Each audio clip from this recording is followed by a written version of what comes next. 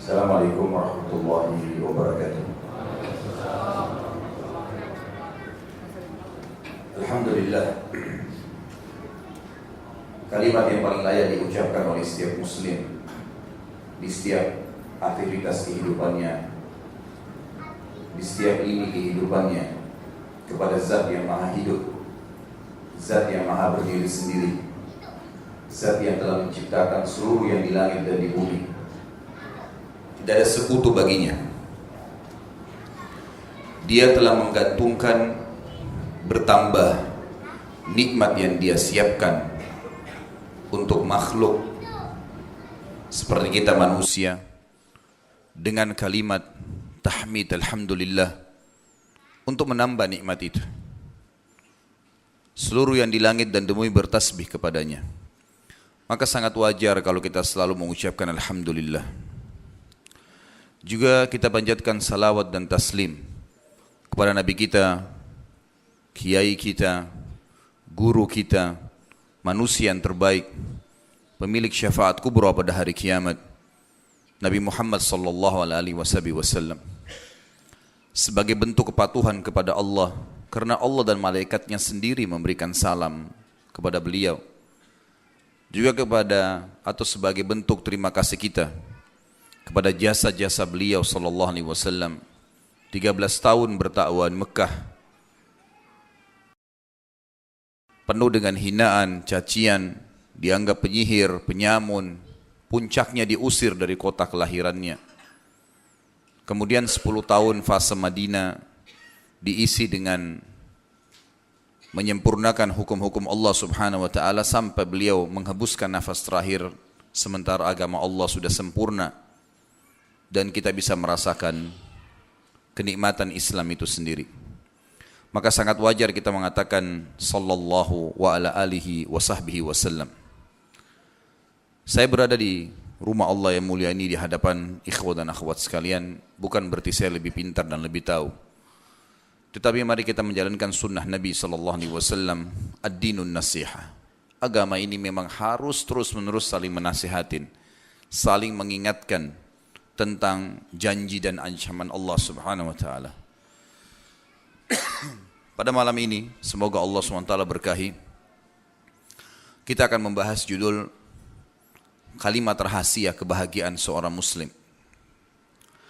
Ada satu kalimat ikhwah dan akhwat sekalian rahimani wa rahimakumullah, yang kalau Anda menjadikannya sebagai pondasi dalam kehidupan, asas dalam sebuah gerak-gerik kita, aktivitas kita, saya jamin secara pribadi, dengan izin Allah, Anda akan sangat mudah sekali menerima perintah Allah dan mengaplikasikannya, baik itu wajib ataupun sunnah, dan sangat mudah sekali meninggalkan semua larangan Allah, baik itu haram ataupun makruh. Bahkan dengan sangat ringan, dengan senyum, bisa menghadapi semua permasalahan. Kalimat rahasia ini saudaraku adalah keyakinan. Seorang muslim punya kewajiban memiliki keyakinan yang sangat kuat tentang benarnya Allah subhanahu wa ta'ala sebagai Tuhan dan pencipta dan tidak ada sekutu baginya. Tidak ada yang menciptakan langit, bumi, udara, air, batu, manusia, malaikat, jin, semua yang kelihatan dan tidak kelihatan kecuali Allah. Dan ini makna hakikat la ilaha illallah. Sehingga dia tidak bergantung, menyembah, memohon, takut kecuali kepada Allah. Serta seorang muslim membangun asas keyakinan setelah beriman kepada Allah, meyakini tentang kebenaran risalah Nabi Muhammad SAW, bahwasanya beliau adalah manusia yang paling sempurna, guru dan kiai kita satu-satunya, tidak ada guru yang lain yang harus dipatuhi, termasuk nabi-nabi dan rasul sebelum beliau SAW. Nabi Musa, Nabi Isa, Nabi Daud, Sulaiman, Harun, dan semuanya nabi yang lain, hanya untuk dikenang dan diyakini, diimani. Mereka pernah jadi nabi, memang ada risalahnya, Kalau ada kitab yang dikasih diimani kitabnya yang disebutkan dalam Al-Quran dan Sunnah cukup. Tidak perlu lagi mencontohi Musa, Isa, Daud, tidak perlu. Cukup mengenang saja kalau ada nabi seperti itu, mengimani, meyakini mereka ada. Tapi yang dijadikan panutan dari bangun tidur sampai tidur Muhammad sallallahu alaihi wasallam.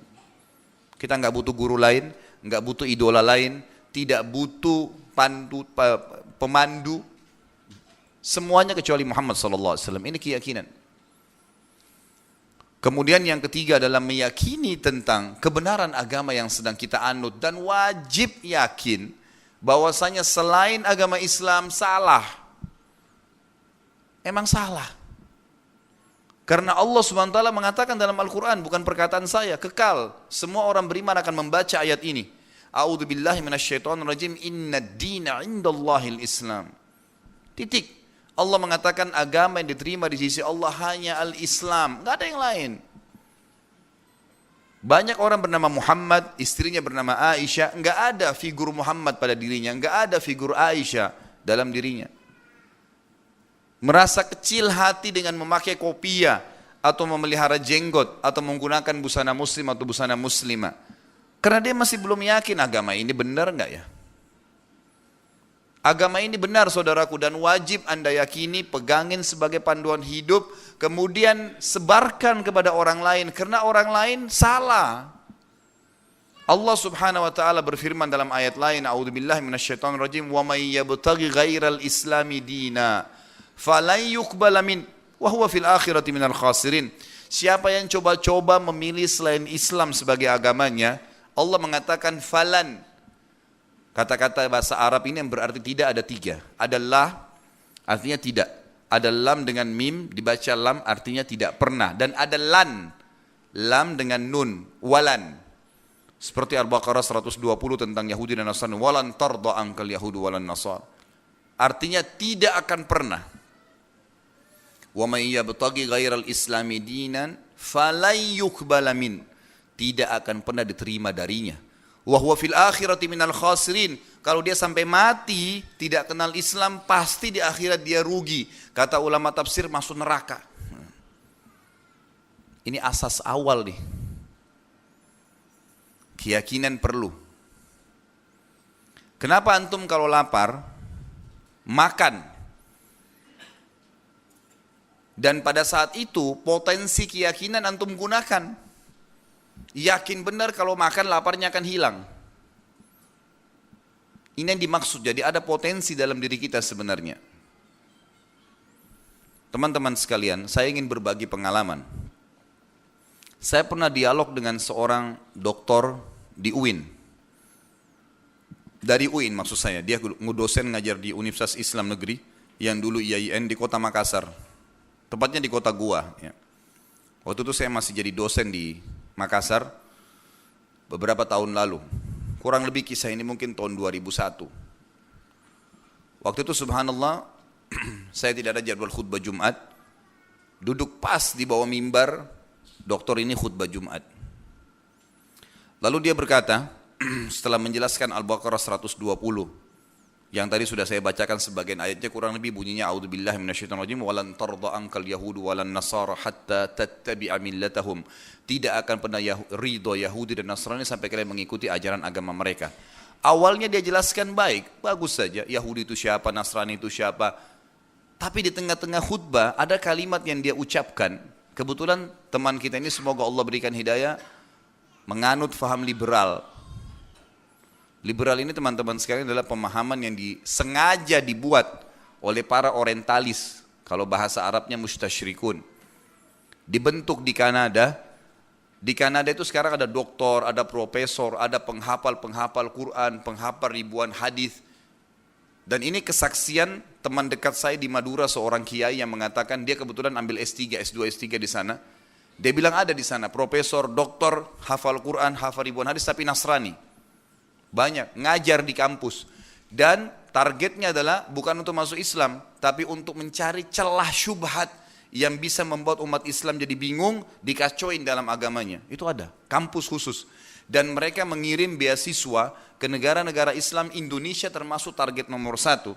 Kemudian Universitas Islam seperti UIN ini kalau ada yang lulus S1 cum laude dikasih beasiswa S2, S3 di sana gratis ditanggung semua, pulang lahir seperti pendiri-pendiri JIL itu.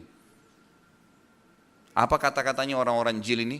Quran sudah saatnya direvisi. Enggak ngikutin zaman. Enak benar nih. Allah Subhanahu wa taala mengatakan sudah sempurna Al-Quran, lalu kemudian dia mengatakan butuh revisi. Mau disamakan dengan Injil. Injil tiap tahun di Vatikan memang direvisi sesuai maunya pastor mereka. Enggak ada revisi Quran dalam Islam. Kekal ditelawakan, na'udzubillahi minasyaitonirrajim, inna nahnu nazzalna dzikra wa inna lahu lahafidun. Kami turunkan az-dzikra Al-Quran dan kami pasti menjaganya. Kata ulama tafsir, mustahil Al-Quran bisa berubah sampai hari kiamat, enggak ada. Subhanallah, itu hari di Eropa ada satu percetakan sengaja non muslim mencetak Al-Quran ditambah 2-3 ayat, 2-3 huruf. Dibongkar oleh anak-anak kecil yang lagi ngaji di TPA di masjid di Afrika. Dilaporin ke gurunya, ribut ke media sampai seluruh dunia. Ditutup percetakannya. Allah SWT jaga. Mereka mengatakan boleh nikah lintas agama. Gak apa-apa perempuan muslimah itu nikah sama laki-laki kafir, gak masalah. Subhanallah. Allah Subhanahu wa taala kekalkan dalam Al-Quran. Jadi yang dibantah ini ayat Quran. Tentang wanita-wanita sahabiat yang sudah hijrah dari Mekah ke Madinah. Allah SWT melarang Nabi Muhammad SAW mengembalikan wanita tersebut kepada suami-suami mereka kalau mereka masih dalam keadaan kafir. A'udzubillahi minasyaitonir rajim, la hunna hillun lahum wa la hum yahilluna lahun, kata Allah. Jangan pernah kau kembalikan wanita-wanita yang telah masuk Islam, hai Muhammad, kepada suami-suami mereka karena mereka tidak halal lagi untuk wanita ini. Wanita ini pun tidak halal lagi buat mereka. Haram, enggak boleh. Zainab radhiyallahu anha, anak Nabi SAW, menikah dengan As bin Abi As. Pada saat Nabi SAW itu jadi Nabi, Zainab beriman pada risalah ayahnya. Tetapi As bin Abi As nggak mau beriman. Apa yang terjadi? Nabi SAW pisahkan langsung. Terpisah antara Zainab sama suaminya ini sekitar 15 tahun. Nggak kumpul lagi. Sampai As bin Abi As syahadat. Kapan dia syahadat? Ternyata waktu perang Badar, tahun 2 Hijriah, ikut perang bersama pasukan musyrikin dan jadi tawanan. Waktu jadi tawanan dia lihat bagaimana kebaikan umat Islam. Di kancah peperangan seperti singa yang luar biasa, menyerang musuh-musuhnya, tapi pada saat ditawan orang-orang musuh Islam ini, maka diobatin, dibaikin, diramahin. Dia tersentuh mau masuk Islam. Setelah dia syahadat, Nabi SAW kembalikan dengan Zainab. Artinya apa? Dipisahkan kalau laki-lakinya kafir kan. Jelas perilaku dalam agama. Mereka bilang boleh nikah lintas agama. Yang parah sekali yang dia ucapkan di khutbah Jumat, ini yang jadi saksi bahasannya. Kalau tadi itu cuma sekedar tambahan informasi. Dia bilang, kita ini umat Islam tidak boleh sendirian mengaku masuk surga. Semua orang yang buat baik bisa masuk surga. Wah, enak sekali nih. Dia turun dari mimbar setelah sholat Jumat, saya dekatin. Lalu saya bilang, akhi, setelah assalamualaikum, langsung dia bilang waalaikumsalam, jawab. Saya bilang tadi, antum bilang di atas mimbar, kalau semua agama itu sama. Karena semua orang yang berbuat baik bisa masuk surga. Benar, akhi. Ciri khasnya teman-teman yang JIL ini, semoga Allah kasih hidayah. Mereka selalu mengejar titel-titel tinggi di akademik, S2, S3. Tujuannya supaya tidak didebati oleh orang awam. Kalaupun antum ahli ilm, datang berdebat, itu mereka segan sekali, hati-hati. Pertama dia tanya saya, Anda ini siapa dan titelnya apa? Saya bilang, saya Khalid Basalama. Kalau titel nggak usah tanya. Kebetulan waktu itu memang saya lagi susun disertasi S3 saya. Saya nggak jauh dari Anda, nggak usah tanya itu. Jawab saja pertanyaan saya bilang. Saya ingin mendengarkan pendapat Anda pribadi setelah khutbah di atas mimbar. Dan di sini waktu itu kebetulan mungkin 1.000-2.000 orang yang hadir Jumat. Anda mengatakan ya bahwasanya semua agama sama, semua orang berbuat baik bisa masuk surga.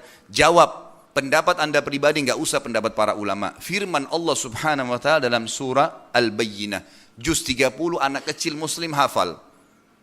Allah berfirman, "A'udzubillahi minasyaitonirrajim, innal ladzina kafaru min ahlil kitabi wal musyrikin fi nari jahannam khalidina fiha."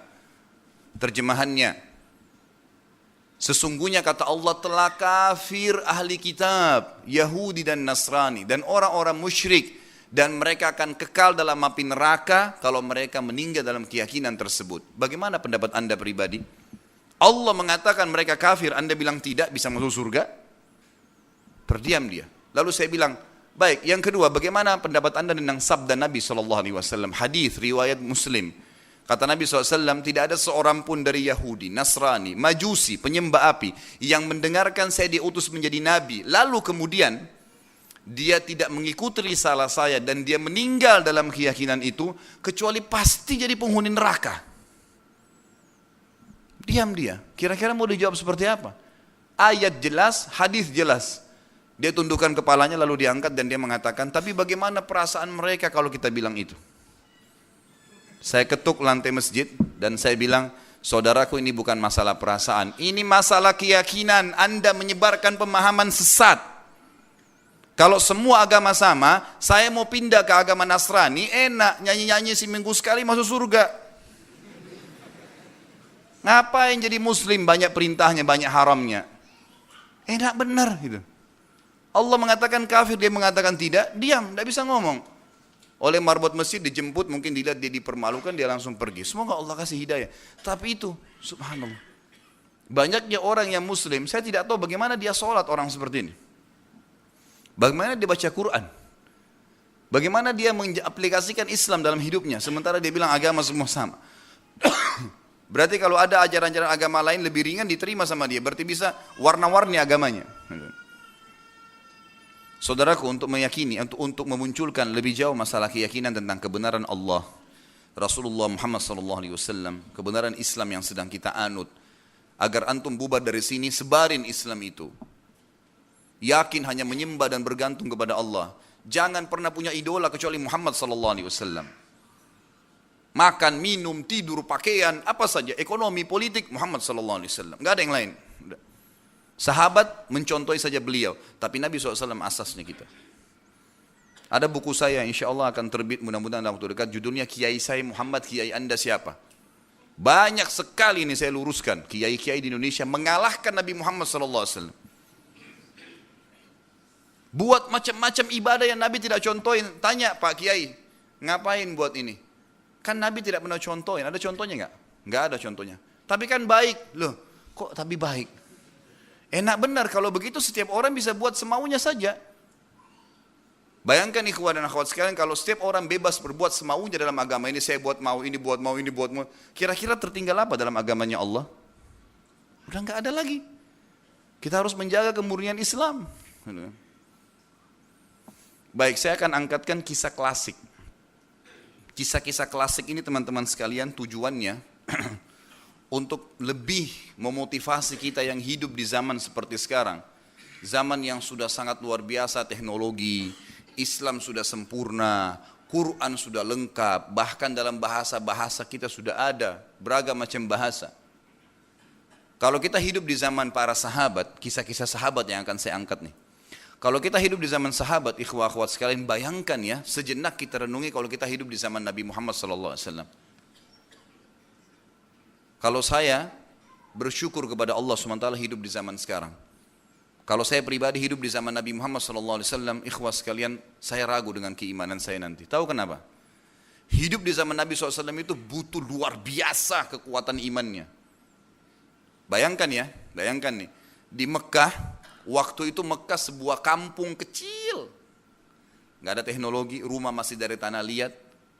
Ada satu orang buta huruf, gak bisa baca, gak bisa nulis, ngaku nabi.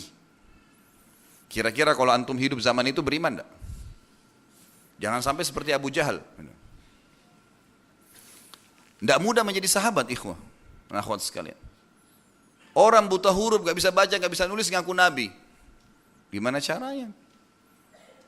Tapi subhanallah, lahir dari Mekah Abu Bakar, Umar, Uthman, Ali, Talha, Zubair, Abdurrahman ibn Auf. Tokoh-tokoh dunia.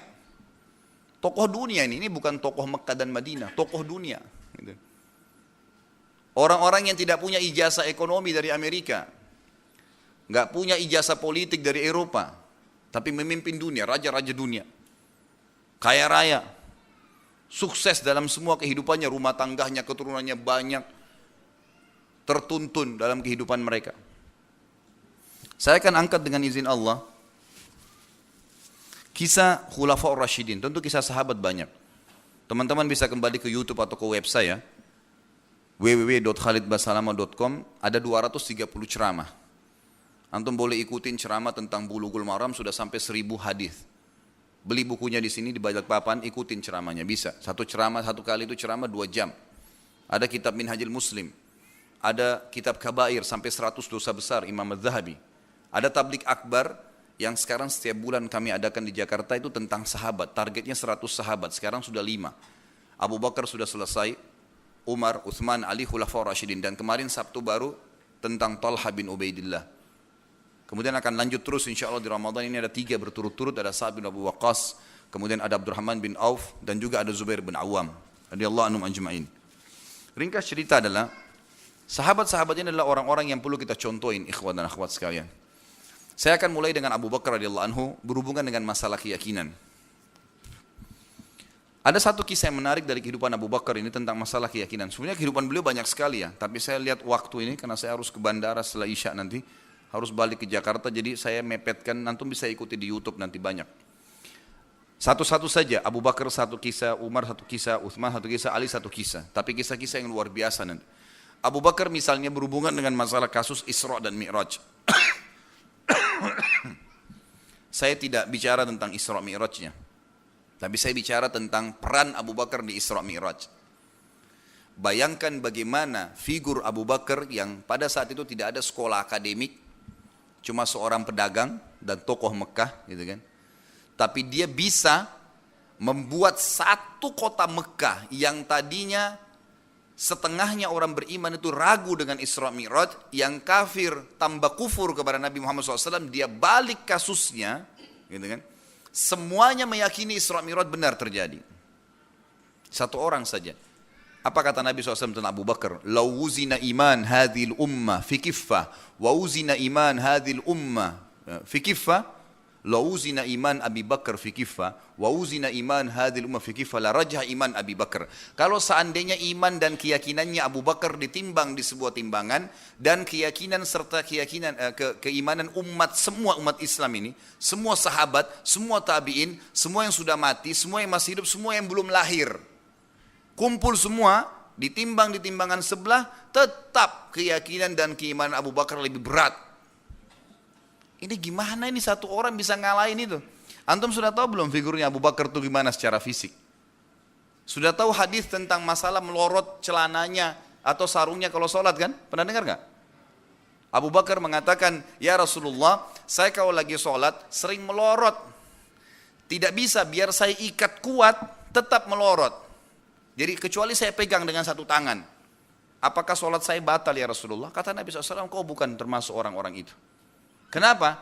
Abu Bakar kurus kerempeng. Dalam riwayat tentang fisik beliau, kalau ada angin kencang tiup terdorong. Tapi subhanallah, dalam Islam bukan itu fisik yang dilihat. Innallaha la yanzuru ila suwarikum wala ajsamikum walakin yanzuru ila qulubikum wa amalikum. Allah enggak pernah nilai paras wajah kalian, ganteng atau cantik, fisiknya kuat, kekar atau apa, enggak. Tapi Allah lihat hati kalian dan perbuatan kalian. Abu Bakar radhiyallahu anhu, yang Nabi SAW mengatakan timbangannya adalah keyakinannya. Kita lihat kasus Abu Bakar Isra Mi'raj dalam hadis Bukhari disebutkan, cukup banyak panjang, tapi saya angkat 10%-nya saja karena ada saksi bahasa yang kita tidak beratkan. Waktu Nabi SAW balik dari Isra Mi'raj, ikhwan dan akhwat sekalian rahiman rahimakumullah, beliau duduk depan Ka'bah. Isra jalan malam hari, kemudian Mi'raj naik ke langit, lalu kembali lagi. Satu malam, sudah tiba di Mekah, terbit matahari. Nabi kita Muhammad SAW duduk depan Ka'bah, merenungi kejadian semalam nih. Ada apa ini? Kejadian yang luar biasa, spektakuler. Enggak pernah terjadi kepada manusia sebelum beliau, baik nabi-nabi apalagi manusia biasa. Terlebih lagi sesudah beliau, enggak akan pernah terjadi nih. Waktu beliau lagi merenungi kejadian tersebut, subhanallah, kata Nabi SAW, lewat di dekat saya Fir'aunnya umat ini. Siapa itu? Abu Jahal. Tahu nggak Abu Jahal ini artinya apa? Orang yang super goblok. Nah. Abu Jahal itu artinya super goblok. Dia oleh masyarakat Mekah dikasih julukan Abu Hakam. Tahu Abu Hakam apa? Orang yang sangat bijaksana dan cerdas. Kok bisa ini? Orang-orang Mekah anggap dia raja, orang yang paling cerdas. Tapi Nabi SAW suruh kita panggil dia Abu Jahal. Kenapa? Karena dia tidak mau beriman pada risalah Nabi Muhammad SAW. Sementara dia tahu itu kebenaran. Dan kalau dia beriman pada saat itu, satu Mekah beriman. Bisa dia panen pahala mereka, tapi dia nggak mau. Pernah Abu Sufyan tanya Abu Jahal, bagaimana pendapatmu dengan ayat-ayat Quran yang kita dengarkan dari Muhammad? Karena memang setiap malam mereka selalu sama-sama secara tidak janjian, kemudian mereka di rumah Nabi SAW dengarin ayat sampai pagi baru mereka pisah. 3 hari berturut-turut selalu ketemu. Abu Sufyan tanya, wahai Abu Jahal, wahai Abu Hakam, bagaimana pendapatmu dengan apa yang kita dengarkan nih? Kata Abu Jahal, saya tahu yang Muhammad bawa dan bacakan yang kita dengar selama 3 hari ini benar. Bayangin ya, dia bilang dia tahu itu benar. Kata Abu Sufyan, lalu kenapa kau tidak beriman? Kau raja kami, kalau kau beriman kami ikut semua beriman. Dia bilang apa? Ini lihat kejahilannya, gara-gara ini dapat julukan Abu Jahal. Dia bilang dari dulu di Mekah, suku saya sama sukunya Muhammad bersaing. Kalau mereka memberikan makan minum jemaah haji, sukuku juga melakukan itu. Kalau mereka melakukan perbuatan apa saja, membutuh pasukan membela Mekah, kami juga melakukan. Maka sehari kami, sehari buat mereka. Maksudnya bersaing terus nih. Sekarang dari sukunya Muhammad keluar Nabi, suku saya tidak ada Nabi. Maka saya tidak mau beriman pada Muhammad selamanya. Bayangkan tuh. Hanya gara-gara itu tuh. Nggak mau ngikutin Nabi Muhammad SAW. Makanya dikasih julukan Abu Jahal. Dia lewat dekat Nabi SAW. Lalu kata Abu Jahal gini, hai Muhammad, kenapa kau seperti ini? Kalau bahasa kita, kenapa kau melongo-longo gini lihat Ka'bah? Kata Nabi SAW, ceritakan dengan polosnya, tadi malam datang kepada saya Jibril, pimpinan para malaikat, membawa seekor kuda putih bersayap namanya Burak. Kemudian saya naik di atasnya, dimanapun matanya memandangkan sebuah tempat, kakinya sudah di sana, terbang. Sampai di Palestina, saya ikat tali kekangannya, kemudian saya masuk ke masjid, saya temukan ruhnya para nabi sedang menunggu saya. Kemudian saya jadi imam, lalu kemudian saya keluar. Dalam beberapa asar yang lain dikatakan, Jibril berkata, wahai Muhammad, ini adalah Mikail, malaikat lain, pengawalnya, wakilnya Jibril. Dan riwayat ini dihasankan oleh para ulama hadis. Maka dia mengatakan, saya pun kemudian naik Burak, kemudian dimi'rajkan ke langit. Saya menembus 7 lapis langit, 1, 2, 3, 4, 5 sampai ke Sidratil Muntaha. Di langit pertama saya ketemu dengan Adam, langit kedua ketemu dengan 2 nabi yang bersepupu, Yahya dan Isa, karena ibunya dua-dua bersaudara. Langit ketiga bertemu dengan Yusuf, keempat ketemu dengan Idris, kelima ketemu dengan Harun, keenam ketemu dengan Musa, ketujuh ketemu dengan Ibrahim. Tentu di sini saya ringkas kisahnya karena perjalanan Nabi SAW antara Mekah ke Palestina ini ada ya panjang lebar riwayat menjelaskan Nabi SAW diperlihatkan azab kubur. Ini enggak saya ceritakan. Kemudian juga pada saat beliau mi'raj ke langit, ketemu dengan nabi-nabi di langit-langit ini, ada komunikasi di antara nabi-nabi ini. Tapi saya tidak jelaskan itu. Yang jelas Nabi SAW sampai ke langit ke-7, kemudian naik di Sidratil Muntaha. Pada saat tiba di Sidratil Muntaha, kata Nabi SAW, saya tidak bisa menggambarkan keindahannya karena seperti ada terdiri dari banyak permata yang besarnya seperti kuping-kuping gajah. Lalu kemudian cahaya ilahi Allah memenerangi seluruh Sidratul Muntaha. Lalu kemudian saya diperintahkan sholat 50 waktu sholat. Saya pun menerimanya, lalu saya turun ke langit ke-7, ketemu Ibrahim gak bicara apa-apa. Langit ke-6 ketemu dengan Musa bertanya, wahai Muhammad, apa yang diwajibkan untuk umatmu? Aku berkata 50 waktu sholat. Musa mengatakan, umatmu tidak akan mampu, minta keringanan. Aku pun pulang, meminta keringanan sama Allah, diringankan 5. Kemudian aku kembali lagi. Langit ke-6 ditahan lagi Musa, berapa? 45, masih berat, minta lagi, kembali lagi kepada Allah SWT, terus begitu sampai sisa 5. Bayangkan ikhwah, kalau kita diperintahkan 50 waktu sholat, per 15 menit azan, bisa nggak? Ini aja sekarang 5 waktu sholat ngos-ngosan gitu. Jadi Musa alaihissalam punya jasa yang besar nih. Itu pun waktu balik 5, kata Musa berapa? Muhammad 5, masih berat, minta lagi. Kata Nabi SAW, saya sudah malu dengan Tuhan saya. minta-minta terus. Terdengar suara dari Allah Subhanahu wa taala, kata Nabi SAW, terdengar ya perintah Allah yang mengatakan, wahai Muhammad, dia 5 waktu sholat tapi saya berikan pahala 50 waktu sholat, karena setiap amal saleh umatmu dilipat gandakan 10 kali lipat. Ringkas cerita, Nabi SAW turun ke Palestina, kembali lagi ke Mekah. Ini ringkas ceritanya ya, paling cuma 5% saya ceritakan karena bukan ini yang sedang kita bahas. Teman-teman sekalian, kita harus tahu yang diceritakan oleh Nabi SAW ini belum masalah azab kubur yang banyak nih diceritakan, belum waktu komunikasi dengan nabi-nabi, diceritakan kepada Abu Jahal. Ini bukan kepada sahabat. Abu Jahal yang dasarnya benci dengan Nabi SAW. Dia mengatakan, wahai Muhammad, engkau menempuh perjalanan Mekah Palestina yang kami tempuh dengan kuda terbaik kami sebulan pergi, sebulan pulang, 2 bulan dalam 1 malam? Kata Nabi SAW, iya, dengan penuh keyakinan. Kata Abu Jahal apa? Wahai Muhammad, kalau saya kumpulin masyarakat Mekah, kau mau cerita enggak cerita kamu nih?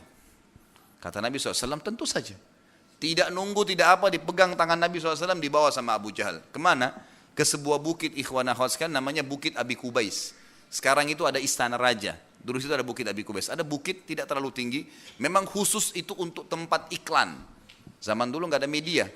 Nanti ada budak, disuruh budak disampaikan, naik ke atas itu, dan budak ini cuma bertugas dia sendiri, nggak boleh yang lain naik. 1 orang naik, lalu dia mengiklankan, dia teriak, suaranya keras, khusus mengiklankan, telah lahir anaknya raja kepala suku fulan, Mekah akan diserang oleh pasukan suku ini, berita-berita penting saja. Abu Jahal naik ke gunung tersebut, bukit tersebut, mengajak Nabi SAW. Orang-orang Mekah dari Jawa, ada orang di Bukit Abi Kubais, dan pertama kali dalam sejarah Mekah, Bukit Abi Kubais dinaiki oleh 2 orang, pertama kali. Begitu mereka dekat, mereka kaget, di atasnya ini 2 tokoh Quraisy, 1 raja Mekah, yang 1 yang diakui sebagai nabi oleh orang-orang yang beriman.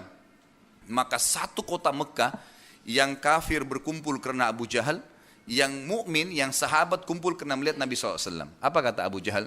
Ceritakan hai Muhammad sekarang. Nabi SAW dengan polosnya ceritakan, tadi malam begini, sampai habis. Ceritanya lengkap, panjang lebar diceritain nih. Setelah selesai, apa yang terjadi ikhwah-ikhwat sekalian? Yang orang-orang kafirnya Quraisy bertambah kufur. Muhammad gila nih. Cerita dari mana ada kuda bersayap bisa terbang. Sekarang saja teknologi canggih bisa dibuatin sayap kuda, kita masih tidak percaya. Apalagi zaman itu, terbang gitu kan. 1 bulan kami tempuh ke Palestina dengan kuda terbaik, pulang 2 bulan, dia 1 malam. Coba gini saya rasionalkan ikhwah, kalau di masjid ini tiba-tiba ada yang datang, kalau antum tahu perjalanan Jakarta Jeddah non-stop, tidak transit 9 jam pesawat yang terbaik sekarang, Boeing yang paling besar 9 jam. Kalau ada orang yang bilang di masjid ini, tadi saya jam 5 sore sudah ke Jeddah, ini sudah tiba sekarang di Jakarta, percaya nggak? Ada pesawat loh, percaya nggak? Nah seperti itu kurang lebih keadaannya orang Quraisy dulu tuh. Makanya nggak gampang jadi sahabat nih, bahaya sekali.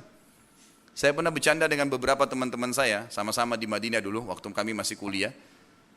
Terus ada 1 orang yang bilang, enak ya kalau kita hidup di zaman Nabi SAW, ditunjuk masuk surga. Kau di surga, kau di surga, kau di surga, enak sekali. Abu Bakar di surga, Umar di surga, ditunjuk-tunjuk sama Nabi SAW, enak betul. Terus ada 1 teman kami, namanya Muhammad Raheli, adiknya Dr. Sulaiman Raheli. Kalau antum sering dengar beliau datang tablik akbar, itu adik kandungnya langsung, itu teman dekat saya. Langsung dia bilang, iya ikhwani, iya betul, kalau kita menjadi Abu Bakar dan Umar, kalau kita menjadi Abu Jahal, gimana tuh? Emangnya gampang mau percaya begitu saja? Antum sekarang muslim ini enak, kita lahir orang tua kita sudah muslim dan muslimah, Quran sudah sempurna, ya kan? Sudah banyak Islam, buku-buku Islam banyak, ulama, dai banyak. Zaman dulu ini nggak ada. Yang ngaku nabi buta huruf, nggak bisa baca, nggak bisa nulis gitu. Kembali kepada kisah tadi teman-teman sekalian, Nabi SAW sampaikanlah semuanya dengan polosnya. Orang-orang yang kafir bertambah kafir, dan yang sudah beriman dari kalangan sahabat jadi bimbang. Benar nggak ini? Cerita ini bagaimana? Tapi ini Nabi yang sampaikan. Abu Jahal turun dari Bukit Abi Kubais sambil senyum. Dan dia berkata, sekarang agamanya Muhammad sudah habis. Ternyata dia tujuannya tadi mengajak Nabi SAW untuk menyampaikan ini, bukan untuk nyebarin berita benar supaya orang beriman, enggak, supaya memojokkan Nabi. Ini cerita bohong, udah nggak mungkin. Dia turun, ternyata dia turun, dia senyum, ada beberapa sahabat sempat lihat, diikutin. Dia menuju ke Darun Nadwa, tempat kumpulnya orang-orang Quraisy. Lalu dia bilang apa? Wahai Quraisy, berita gembira, agamanya Muhammad sudah habis. Kata teman-temannya, kenapa wahai Abu Hakam? Lalu dia ceritakan, Muhammad mengarang cerita bohong. Katanya begini, ceritanya sampai habis. Isra Mi'raj, tuntong gini. Abu Jahal hafal mati nih. Dia nggak sadar disebarin sama dia. Selesai dia cerita, semua orang diam. Memang dia ini jadi pemicu masalah. Lalu kemudian dia bilang, tinggal ada satu orang. Kalau satu orang ini kalian bisa rusak keyakinannya, maka pastikan agamanya Muhammad sudah habis. Cari Abu Bakar. Abu Bakar waktu itu ikhwan dan akhwat sekalian lagi di kebun kurmanya di luar kota Mekah. Tadi waktu Abu Jahal turun menuju ke Darun Nadwa, ada beberapa sahabat yang ikut karena ingin tahu nih. Mereka pun dengar ternyata Abu Jahal mau ngajak teman-temannya menuju ke kebunnya Abu Bakar. Mereka bimbang, mau juga dengar Abu Bakar bilang apa nih. Akhirnya pergi, rame-rame semua nih. Sampai di kebun Abu Bakar, Abu Jahal dengan sombong teriak-teriak, wahai Abu Bakar keluarlah. Abu Bakar keluar, heran, pertama kali kebunnya didatangi oleh tokoh-tokoh Quraisy. Dan pertama kali dalam sejarah Mekah, semenjak Nabi SAW berutus jadi Nabi, orang beriman sama orang kafir jalan sama-sama. Belum pernah nih. Ada apa ini? Kata Abu Bakar ke Abu Jahal, ada apa Abu Jahal? Abu Jahal bilang, temanmu Muhammad sudah gila. Masa dia ngarang cerita, diceritain sama dia. Katanya datang Jibril, ada burak bisa terbang, ada begini, Palestina naik ke langit. Cerita semua lengkap. Abu Bakar ini belum dengar dari Nabi SAW. Dari Abu Jahal dengarnya. Sampai selesai. Tujuannya dia apa? Untuk mengendorkan, menghilangkan keyakinan Abu Bakar. Perhatikan. Kata para ulama, dalam menukil masalah kisah-kisah seperti ini, terutama dalam masalah sejarah, dalam sirah, dikatakan bahwasanya kalimat yang diucapkan Abu Bakar yang akan saya ucapkan sebentar lagi ikhwah-akhwat sekalian, setelah ya, izin Allah Subhanahu wa taala, setelah hikmah dari Allah Subhanahu wa taala, Islam bisa sampai kepada kita. Waktu itu orang bimbang nih, yang sudah beriman pun bimbang, tinggal Abu Bakar sendiri nih. Tinggal sendirian dia. Dia mengatakan apa? Wahai Quraisy. Tunjuk semua orang Quraisy. Dia sudah tahu ini mau dikendorkan imannya. Apa yang dia bilang? Wahai Quraisy, ketahuilah kalau di depan mata saya ada tembok warnanya putih terang, lalu kemudian Muhammad mengatakan tidak Abu Bakar, itu warna hitam, saya akan bohongkan mata saya dan saya bilang iya hitam. Coba kira-kira Abu Jahal mau bilang apa nih? Tembok putih, Muhammad bilang hitam. Oh iya, mata saya salah, hitam. Diam Abu Jahal, nggak bisa ngomong. Abu Bakar ini radhiyallahu anhu tahu kalau ada masalah. Dia tanya sahabat-sahabat di situ. Di mana Rasulullah SAW? Oh, di bawah bukit Abi Qubais, suruh kerumuni orang. Abu Bakar langsung ke sana. Tinggalin Abu Jahal sudah. Abu Jahal juga nyusul ke sana, gitu kan? Abu Bakar melakukan sebuah retorika yang sangat menarik. Waktu dia lihat Nabi SAW dari kejauhan, dikerumuni orang, Abu Bakar sengaja teriak, Ya Rasulullah, Ya Rasulullah, teriak-teriak. Orang-orang waktu lihat Abu Bakar, semua kasih jalan. Seperti kalau di masjid ini tiba-tiba ada yang teriak dari sana, panggil saya, pasti antum balik ke sana semua. Jangan ada yang teriak, benar ya. Orang kasih jalan. Nabi SAW waktu lihat yang datang Abu Bakar senyum, sudah tahu siapa yang datang nih. Lalu Abu Bakar bilang begini, Ya Rasulullah, sambil teriak, telah datang kepada saya Abu Jahal menceritakan bahwasanya Anda bercerita kepadanya kalau datang Jibril, ada burak, Isra Mi'raj, sambil jalan sambil cerita. Katanya begini, katanya begini, katanya begini sampai habis. Pas depan Nabi SAW ceritanya habis. Isra Mi'raj, sengaja. Jadi Isra Mi'raj itu makin jebar. Gitu kan? Apa yang terjadi? Pas tiba depan Nabi SAW, Abu Bakar sengaja kerasin suara. Benarkah ya Rasulullah? Nabi SAW sudah Nabi, tahu. Dia bilang, benar wahai Abu Bakar. Abu Bakar mengucapkan lagi satu kalimat, ikhwah sekalian, kata para ulama, kalimat ini yang kembali memenuhkan imannya sahabat yang sudah kendor. Sekarang untuk sahabat nih, kata Abu Bakar, Anda pasti benar. Selesai kalimat itu saja, Anda pasti benar. Semua sahabat, oh iya ya ini Nabi, gak mungkin salah. Kembali imannya semua. Abu Jahal sudah diam, sahabat sekarang sudah mulai beriman kembali. Maksudnya di sini bukan beriman, sudah mulai kembali tingkat imannya. Karena iman memang bertambah dan berkurang, gitu kan? Abu Bakar radhiyallahu anhu cerdas nih. Dia ingin membuat satu Mekah meyakini tentang Isra Mi'raj. Bagaimana caranya? Dia bilang, ya Rasulullah, kami tahu, satu Mekah tahu, Anda belum pernah ke Palestina. Belum pernah Anda ke Palestina. maka saya akan panggil beberapa tokoh-tokoh Quraisy, tokoh-tokohnya. Saya akan panggil tokoh-tokoh Quraisy, ada belasan orang jumlahnya, yang hampir setiap dalam 1 tahun bisa berapa kali ke Palestina. Surah Quraisy, li'ilafi Quraisy, rihlatash syita'i was-saif. Perjalanan musim dingin dan musim panas. Mereka kalau rihlatash syita, musim dingin ke Palestina. Kalau as-saif itu ke negeri Yaman, gitu kan. Jadi mereka tahu Palestina, mereka tahu pintu gerbangnya, mereka tahu pasarnya, mereka tahu rumahnya, mereka tahu Masjid Aqsa. Saya akan panggil mereka ya Rasulullah, dan silakan setelah mereka datang, Anda menggambarkan buat mereka Palestina. Nabi SAW mengatakan, baiklah. Pergi Abu Bakar ke Darun Nadwa, panggil semua. Termasuk Abu Jahal sendiri datang, semua teman-temannya datang. Dipanggil. Lalu setelah kumpul kata Abu Bakar, wahai Quraisy, Muhammad akan menceritakan kepada kalian sebentar lagi tentang Palestina, Masjid Aqsa, semua keadaannya di sana. Kalau yang dia ceritakan benar seperti yang kalian tahu, maka kalian harus membenarkannya. Dan kalau seandainya ada yang diceritakan satu saja tidak sesuai dengan apa yang kalian tahu, misal dia ceritakan pintu gerbang warnanya coklat ternyata biru misalnya, satu saja tidak benar, kalian punya hak mendustakannya. Sepakat? Sepakat. Kata Abu Bakar, silakan ya Rasulullah. Dalam hadis Bukhari kata Nabi SAW, Allah membukakan di depan mata saya Palestina, sampai saya menceritakan kepada mereka pintu gerbangnya, jalan-jalannya, pasar-pasarnya, rumah-rumahnya, dan saya bisa menghitungkan untuk mereka jumlah tiang dan kacanya Masjid Aqsa. Jendelanya dihitung oleh Nabi SAW. Dan subhanallah, setiap Nabi bilang pintu gerbangnya begini, orang Quraisy tadi yang belasan ini, Muhammad benar, jalannya begini, Muhammad benar, begini masjidnya, semua benar. Yang beri kesaksian siapa? Tokoh-tokoh Quraisy. Akhirnya satu kota Mekah yang tadinya bimbang ini, benar nih, tokoh-tokoh Quraisy dia berikan kesaksian, gitu kan? Ikhwan akhwat sekalian, secara rasional begini. Kalau seandainya sekarang di atas podium ini saya ingin menceritakan ke antum tentang Masjid Aqsa. Sekarang dengan teknologi canggih saya bisa shoot pakai kamera satelit. Saya bahkan bisa ceritakan warna keramik yang pecah di Masjid Aqsa. Sekarang bisa. Kemarin saya umroh dengan beberapa jemaah, ada jemaah saya langsung hubungkan dengan satelit. Bisa kita lihat tuh, lagi di hotel mana di Mekah, lagi jalan di gang mana. Kelihatan langsung. Jelas sekarang bisa. Tapi zaman dulu nggak mungkin, harus lihat dengan mata kepala. Gitu kan? Apa yang terjadi? Selesai, orang-orang Mekah diam semua. Saya lengkapkan kisah Isra Mi'raj ini sebagai penutup riwayat dalam masalah ini. Tentu Abu Bakar sudah cerita ceritanya. Nabi Muhammad SAW sempat berkata kepada orang-orang Quraisy, wahai Quraisy, ada satu bukti lagi. Kalau kalian percaya dengan bukti itu, kalian akan beriman pada saya. Tapi kalau kalian tidak percaya, maka kalian tidak akan beriman selamanya.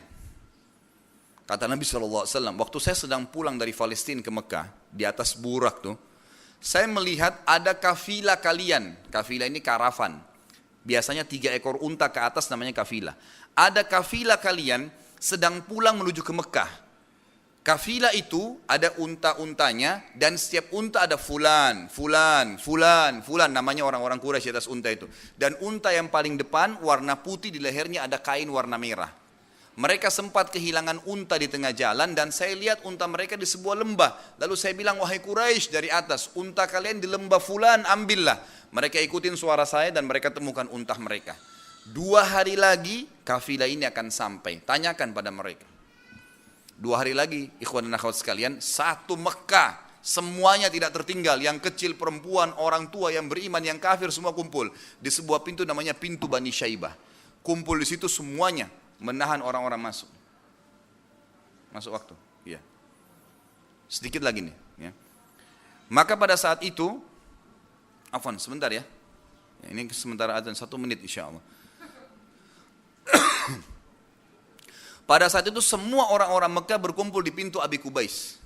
Sampai tidak bisa ada jeda untuk masuk, menunggu kafilah ini. Ternyata subhanallah, menjelang duhur, panas matahari, tiba-tiba saja kafilah yang Nabi SAW ceritakan benar sampai. Dan seperti yang Nabi ceritakan, jumlah untahnya, nama-nama orang di atas unta, dan unta paling depan warna putih, di lehernya ada kain warna merah. Dengan buru-buru, langsung orang-orang Quraisy Mekah bertanya, wahai orang-orang Quraisy di kafilah, kalian dari mana? Mereka bilang, kami dari Palestina. Apakah kalian kehilangan unta di tengah jalan? Pertanyaan bertubi-tubi. Iya benar. Lalu apa yang kalian lakukan? Kata mereka, kami mendengar suara nggak tahu dari mana berkata, wahai Quraisy, unta kalian di lembah fulan. Maka kami ikutin dan kami dapatkan unta kami. Sekarang kembali orang-orang kafilah bertanya, wahai Quraisy yang di Mekah, dari mana kalian tahu berita itu? Sementara belum ada satu orang pun di antara kami yang masuk ke Mekah. Belum ada yang beritain. Kata mereka serentak, dari Muhammad sallallahu alaihi wasallam. Maka satu kota Mekah semuanya meyakini tentang kebenaran Isra Mi'raj gara-gara kasus ini. Tapi inti bahasan kita karena Abu Bakar radhiyallahu anhu. Kita lanjutkan kisah Umar radhiyallahu anhu. Salat, kalau ada yang mau salat sunnah silahkan. Ya. Jadi dibolehkan dalam fatwa para ulama untuk mendahulukan majelis ilmu daripada salat sunnah. Karena majelis ilmu hukumnya wajib. Umar radhiyallahu anhu, kisah yang lain kita ambil adalah banyak kisah menarik beliau tentang masalah keyakinan. Tapi ada satu kisah yang sangat menarik dan saya sangat senang dengan kisah ini. Di zaman khilafahnya beliau radhiyallahu anhu, Umar bin Khattab ini selalu mengelilingi kota Madinah, ikhwah akhwat sekalian, mencari tahu siapa kira-kira yang butuh bantuannya. Satu malam beliau pernah jalan-jalan di kota Madinah sendirian. Ini terjadi di awal malam. Kalau kita sekarang jam 11 sampai jam 12 malam, keliling sampai di pinggir pintu gerbang kota Madinah. Pada saat dia ingin kembali, dia temukan di sebelah kanan pintu gerbang Madinah ada tanah lapang. Di situ ada orang Badui, seorang laki-laki Badui lagi ingin mengikat tali kekangan untahnya dengan menancapkan tali kemahnya. Dan di dalam kemah itu ternyata ada rintihan suara perempuan lagi kesakitan. Orang ini tidak tahu kalau ini Umar bin Khattab. Maka Umar bertanya setelah berikan salam, Assalamualaikum warahmatullahi wabarakatuh. Waalaikumsalam warahmatullahi wabarakatuh. Lalu kemudian Umar tanya, siapa kamu hai rajul? Orang Arab itu kalau tidak kenal dikatakan ya rajul, wahai laki-laki, siapa kamu itu? Dia bilang, saya seorang muslim, badui dari padang pasir, lewat musafir. Ini sudah kemalaman, saya mampir, saya di sini ada tanah kosong, saya tancapkan kemah saya, besok pagi saya pergi. Kata Umar, lalu itu rintihan di dalam suara tangisan itu siapa? Pertama orang Badui ini bilang dalam riwayat, sudahlah saudaraku, tidak usah dicampurin, karena dia merasa malu kalau harus ditahu. Kata Umar, mungkin saya bisa bantu. Dia bilang itu suara istri saya yang merintih kesakitan karena mau melahirkan. Dan saya tidak bisa bantu karena saya tidak tahu bagaimana membantu perempuan melahirkan. Lalu kata Umar, maukah kamu saya datangkan wanita dari dalam Madinah membantu istrimu melahirkan? Dia bilang baik, jazakallah khair. Umar bin Khattab pun pulang. Ini bayangkan ya, khalifah ini di atas presiden dan raja karena naungan kekuasaannya luas sekali. Nggak ada pengawal, nggak ada siapa, jalan sendiri. Dia bukan bangunkan perdana menterinya, bidan-bidan, bukan. Pulang ke rumahnya. Yang dia bangunkan istrinya. Istrinya waktu itu Ratu Muslimin, Ummu Kalthum binti Ali radhiyallahu anhum ajma'in. Jadi banyak orang-orang Syiah nggak faham nih. Sebenarnya ada pun yang faham, mereka mengatakan Ali salah menikahkan. Karena Umar bin Khattab mertuanya Nabi SAW, Ali bin Abi Thalib mertuanya Umar. Karena Umar menikah dengan anaknya Ali. Dan Umar radhiyallahu meninggal di pahanya, pada saat meninggal di paha Ummu Kalthum radhiyallahu anha, anaknya Ali radhiyallahu, adiknya Hasan dan Husain. Maka kata Umar, wahai cucunya Rasulullah, maukah engkau mendapatkan pahala seorang wanita muslimah yang mau melahirkan di pinggir kota Madinah tapi tidak ada yang bantu? Apa kata Ummu Kalthum radhiyallahu anha? Ini tanda keimanan juga luar biasa. Dia enggak bilang, sudahlah suamiku cari bidan atau siapa, enggak. Tentu ya Amir Mukminin. Kata Umar, siapkan persiapan untuk membantu wanita melahirkan. Disiapkan, lalu kemudian jalanlah dua orang ini. Siapa ini? Raja dan Ratu Muslimin. Enggak ada pengawal, tidak ada media yang ikutin pakai kamera untuk diekspos. Dan yang dibantu Badui, yang mampir besok pergi, enggak ada yang tahu nih. Yang sampaikan pada kita orang Badui ini. Jalanlah keduanya sampai di kemah itu. Lalu Umar berkata pada istrinya, masuklah, selesaikan urusanmu sama perempuan itu, bantu melahirkan. Lalu Umar bin Khattab duduk di satu bangku sama orang Badui ini. Ngobrol-ngobrol secara umum saja, kabilah dari mana, kamu dari mana, ngobrol umum lah gitu. Dia belum tahu kalau ini Umar bin Khattab, sampai terdengar suara bayi nangis, berarti istrinya sudah melahirkan. Kata Ummu Kalthum radhiyallahu anha, wahai Amir Mukminin, jadi bukan wahai suamiku ya.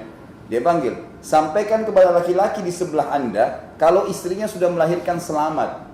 Tahu apa yang terjadi? Begitu dengar Amir Mukminin, Badui ini gemetar, turun dari bangkunya, duduk di tanah. Langsung dia bilang, apakah Anda Amir Mukminin Umar bin Khattab? Kata Umar, ala rizkika, tenang aja. Dia tanya, saya tanya, apakah Anda Amir Mukminin bin Khattab? Kata Umar, iya, saya Umar bin Khattab, Amir Mukminin, dan yang membantu melahirkan istrimu, istriku, gitu kan? Maksudnya Ratu Muslimin. Anaknya Ali bin Abi Thalib, cucunya Rasulullah sallallahu alaihi wasallam. Badut itu nangis sambil dia mengatakan, sungguh Allah memuliakan saya malam ini. Saya ditemani duduk oleh rajanya muslimin, istri saya dibantu melahirkan oleh ratunya muslimin, dan bayi saya disentuh pertama kali oleh kulit cucunya Rasulullah SAW.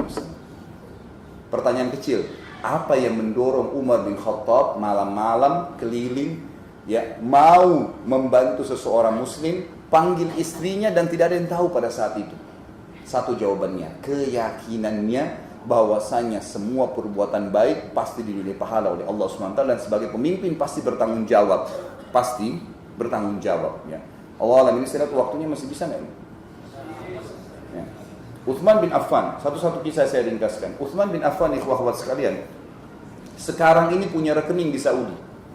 Uthman bin Affan ini mati tahun 36 Hijriah. Hari ini sekarang tahun berapa Hijriah? 1436. Jadi tepatnya 1400 tahun yang lalu nih ceritanya. Orang ini meninggal, kok bisa ada rekeningnya sekarang di Saudi? Dan jumlahnya miliaran real uangnya. Begini ceritanya. Di zaman Nabi SAW pernah Madinah ditimpa musim peceklik, nggak ada air.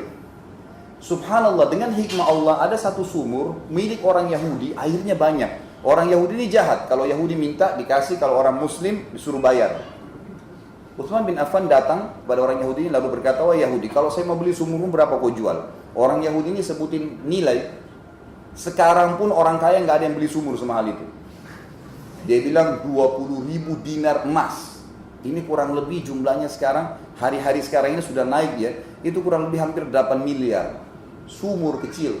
Saya punya proyek di Jawa Tengah, 4,5 juta sudah jadi sumur satu kampung. Ini 8 miliar sumur. Dia kaget, Uthman nggak nawar nggak apa, dia bilang saya beli. Pulang ke rumahnya, diambil sama dia, 20.000 dinar emas dikasih. Saking senangnya Yahudi, dia bilang, wahai Uthman, ambil nih sumur sama kebun-kebunnya. Ada kebunnya di situ, kebun kurma. Dikasih semua, dia pergi, ini 7 turunan bisa hidup. Uthman waktu itu dan seluruh muslimin, hidupnya dari air sumur, jemaah sekalian, tidak ada air. Tidak ada air gitu kan. Uthman lagi haus, subhanallah, tidak minum seteguk pun kecuali sudah diiklanin. Ini semua wakaf untuk muslimin. Air sumurnya siapapun boleh minum, hasil kurmanya silakan siapa yang mau ambil. 8 miliar disedekahkan waktu itu.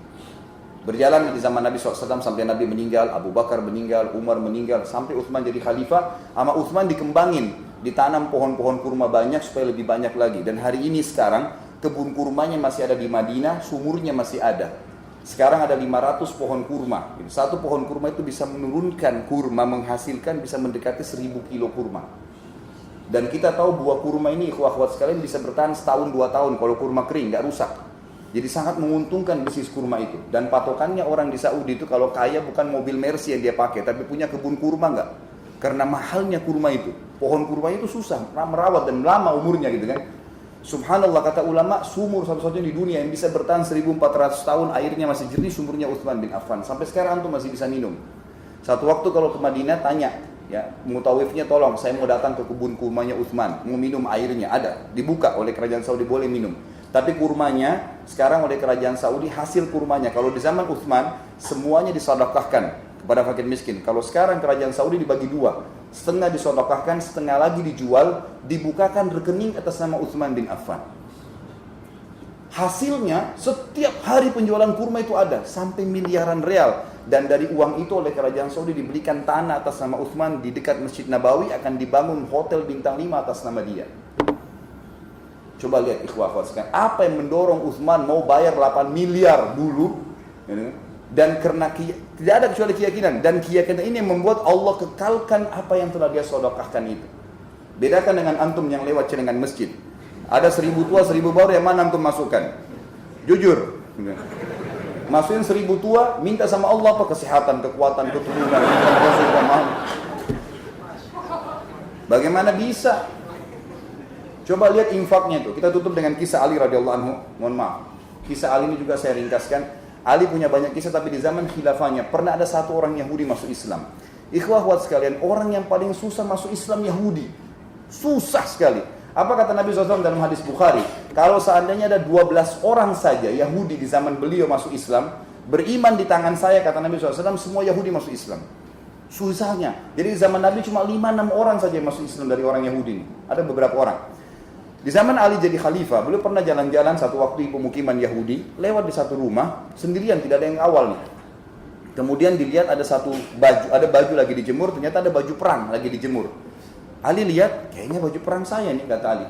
Diketuk, pemilik rumah itu ditanya, hai Yahudi, waktu keluar dia. Ini di depan baju perangnya siapa?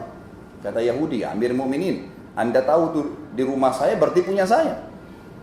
Kata Ali, tapi kayaknya punya saya. Buktinya 1, 2, 3, 4, 5. Ada tanda-tandanya, ada sobekan, ada jahitan, ini punya saya. Kata Yahudi, seperti saya jawab Amir Mu'minin. Di rumah saya berarti punya saya. Gitu kan? Ada 3 kejadian dalam kisah ini, saya ringkaskan. Yang membuat Yahudi ini akhirnya syahadat. Susah buat Yahudi syahadat. 3 kejadian. Kejadian pertama, Yahudi ini yang menceritakan. Dia bilang, saya kaget tiba-tiba saja Amir Mu'minin berkata, kalau begitu ayo kita berhukum ke pengadilan. Dia bilang kalau raja Yahudi mustahil, tinggal diambil selesai. Terima nggak terima terserah, gitu kan? Ini pembebasan antara raja muslim dengan masyarakat biasa, kafir lagi. Sama Ali diajak ke pengadilan. Kata Yahudi ini, saya pun jalan bersama Amir Mu'minin ke pengadilan. Ini kejadian yang mengagumkan bagi dia yang pertama.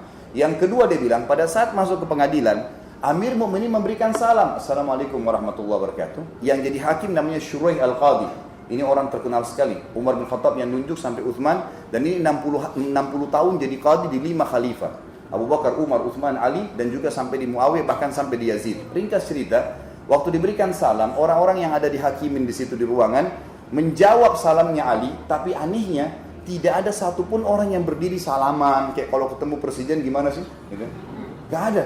Kenapa? Karena Ali ini tiap hari radhiyallahu anhu rumahnya terbuka untuk siapapun yang mau ketemu. Bahkan dalam kisahnya kalau antum ikuti di YouTube ceramah saya 4 jam tablik akbar Ali itu, beliau selalu di pasar ngangkatin barangnya orang, ikut-ikutan sama masyarakat. Jadi orang sudah biasa ketemu, bukan sesuatu yang istimewa gitu.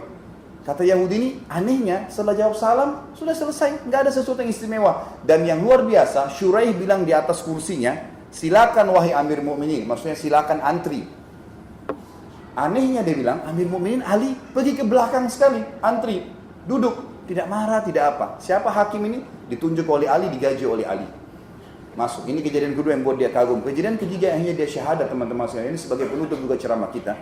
Subhanallah, Yahudi ini bilang, waktu tiba giliran kami, Hakim Shuraih berkata, ada apa wahai Amir Mu'minin? Kata Ali, tadi pagi saya jalan di pemukiman Yahudi, saya temukan baju perang ini yang di tangan dia. Saya yakin ini baju perang saya. Buktinya 1, 2, 3, 4, 5. Ini yang berbicara sekarang antara Ali, raja, dan hakim pegawainya dia. Bayangkan ini, di atas kursi duduk, Amir Mu'minin di bawah. Lalu kata Shuraih kepada Yahudi, bagaimana pendapatmu hai Yahudi? Dia bilang, saya sudah jawab di rumah saya. Saya bilang kepada Amir Mu'minin, ini jelas di rumah saya, berarti punya saya. Ali balik, ditanya lagi Ali oleh Shuraih, wah Amir Mu'minin, Anda punya saksi enggak? Kata Ali, yang paling kenal baju ini cuma 3 orang, Hasan, Husain, anak saya dan Fatimah istrinya. Gitu kan? Apa kata Shuraih? Ini pegawai sedang dialog sama atasannya nih, yang gaji dia. Kata dia apa? Wahai Amir Mu'minin, Anda tahu dalam Islam, anak nggak boleh jadi saksi untuk orang tua nggak boleh saksi buat anak. Nggak bisa diterima, pasti saling bela.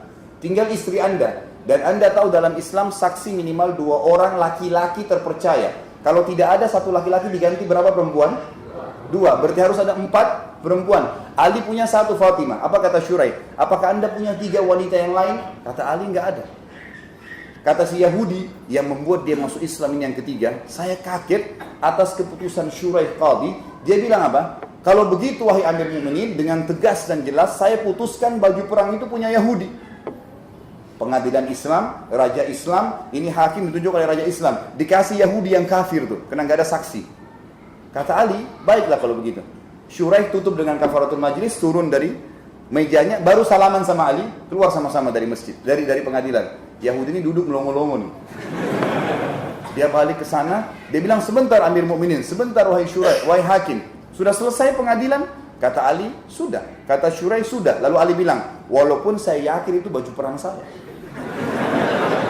Kalau ketemu antara Ali sama Yahudi, siapa yang jujur? Pastilah Ali. Gitu kan? Tidak mungkin. Kata Ali, walaupun saya yakin itu, tapi saya tidak punya saksi. Dan agama kami mengajarkan harus ada saksi. Dia ulangi lagi Yahudi ini, apakah baju perang ini sekarang jadi punya saya? Kata Ali, iya. Kata si Shuraih, iya. Gitu kan? Sudah selesai jadi punya kamu. Tiba-tiba Yahudi ini berdiri mengatakan, wahai Amir Mu'minin, asyhadu an la ilaha illallah wa anna Muhammad Rasulullah. Ali heran, Ali tanya, kenapa kau masuk Islam? Karena aneh kalau Yahudi masuk Islam gitu kan. Maka dia bilang, wahai Amir Mu'minin, demi Allah, baju perang ini punya anda yang saya curi 2 hari lalu. Tapi saya masuk Islam justru karena kebenaran agama kalian. Bayangkan nih, gara-gara keyakinannya Ali tentang kebenaran agama ini, dia mau korbankan. Allah buktikan kebenaran sampai orang lain dapat hidayah. Sebagai kata penutup ikhwah akhwat sekalian, anda tinggal yakin, percaya lisan saya ya, anda tinggal yakin agama yang kita anut paling benar, Allah benar ada, tidak ada sekutu baginya, Muhammad SAW adalah Nabi utusan terakhir, tidak perlu ikuti Nabi yang lain. Meninggal dalam keyakinan ini, ikhwah akhwat sekalian, demi Allah masuk surga. Surga ikhwah akhwat sekalian, wallahi bukan dongeng, tapi kepastian yang akan kita dapatkan, semua dijanji. Dan neraka demi Allah ikhwah akhwat sekalian adalah betul ancaman Allah dan pasti kena kepada orang itu. Kita kalau sholat, sujud memang Allah sedang menyaksikannya dan mengetahui masalah itu.